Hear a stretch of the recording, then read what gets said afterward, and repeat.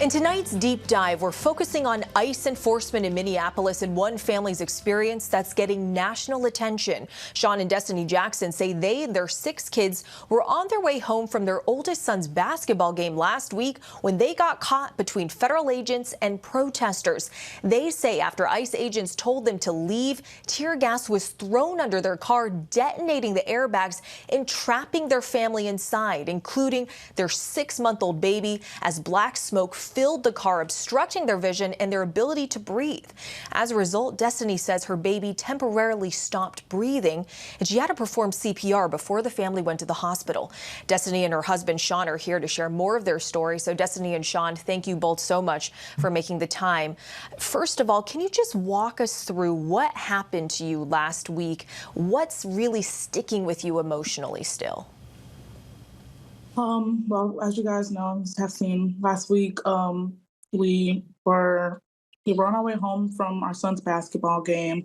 We stopped at our local grocery store to grab some food for dinner on the way home. Just the normal way that we go home. We were going up the hill, and when we got to the top of the hill, there was yellow tape everywhere, and basically like nowhere to drive. We bust a right and kind of had to pull over to let cars that were already coming up the street through.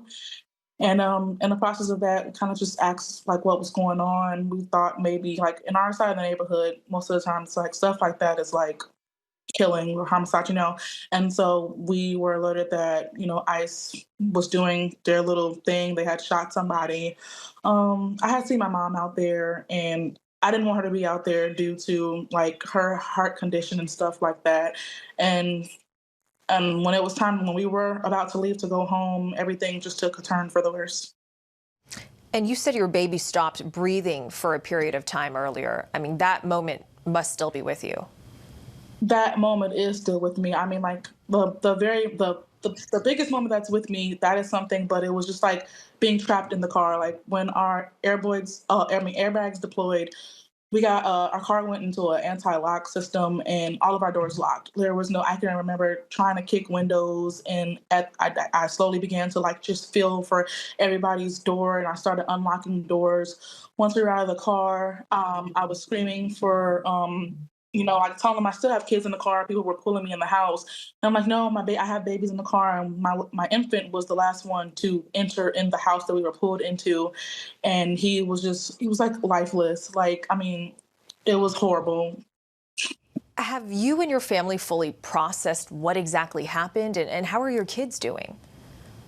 We have not fully processed. I mean, it's been nothing but sleepless nights, honestly. We're like, up every hour, 45 minutes to an hour, like checking cameras outside of the house, just being scared, like scared that they might just come and retaliate and come to the house just because we are telling our story of what happened. My kids have so many questions about what happened. They're asking about are we going to get a new car? And they're saying things like, well, we need an armored car, or we need a bulletproof car, and stuff like that. So yeah, it's sticking with them. And Shawn, when you were trapped in the car and the ICE agents had surrounded the car, I mean, what were you thinking in that moment about what you could do? I couldn't do anything. It's like, we seen what happened with Renee, and it's like, I wasn't gonna let that happen to me. So it's like, I couldn't do anything. We couldn't pull off at that moment. We didn't want to pull off because we didn't want that to happen, but we definitely weren't aware that what happened was going to happen. And the Department of Homeland Security responded to our reporting about your incident, and DHS wrote in a social media post that has now been deleted that it is horrific to see radical agitators bring children to their violent riots. Please stop endangering your children. What's your reaction to that message? I'm pretty sure they deleted that because they know that we weren't there protesting. There was a narrative. I was there. We were trying to get home, and then my mom was there, and we seen her there, and we wanted her to get home. And in the process, I mean, people have seen videos in the process. You guys may see us out there, but you can see me standing by my mom. You could see my husband standing by my mom. We wanted her to go home, and we've never protested. Nobody has ever known us to protest, so we weren't just bringing our kids to protest. We were just trying to go home. How have you explained what happened to your children? I mean, like, I don't even know how to explain what happened to us or my children. And like, you know, like it was horrific. And like people, they say mean things, but at the end of the day, like we know what happened and nobody has had to live through or is living through what happened. And it's very like, that was a very traumatic event for us. And, you know, like, and it's even more traumatizing for the things that people are saying all over social media and online and stuff. You mentioned sleepless nights. Shawn and Destiny, do you feel safe stepping outside of your home right now? Do you feel safe having your kids going outside in the neighborhood? No, no. We don't even feel safe sleeping in our own house. Could you ever imagine something like this happening in your own neighborhood in Minnesota? I mean, like, no.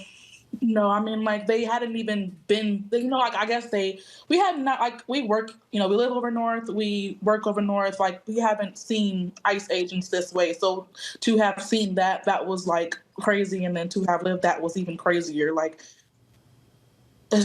now it's just like, oh, it's real. Like, this is really happening. And now it has happened to us. And it's just like, no, I don't feel safe. Nobody's safe.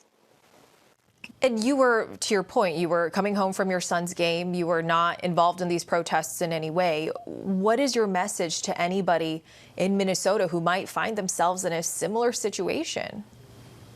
Just to, like, I don't know, like, have an exit plan, you know, try to get around it. I mean, like, I stopped just for a couple of minutes just to do a good deed, you know, and it's just like it didn't end well for me. So I'm just like, just be aware of your surroundings and watch their body language.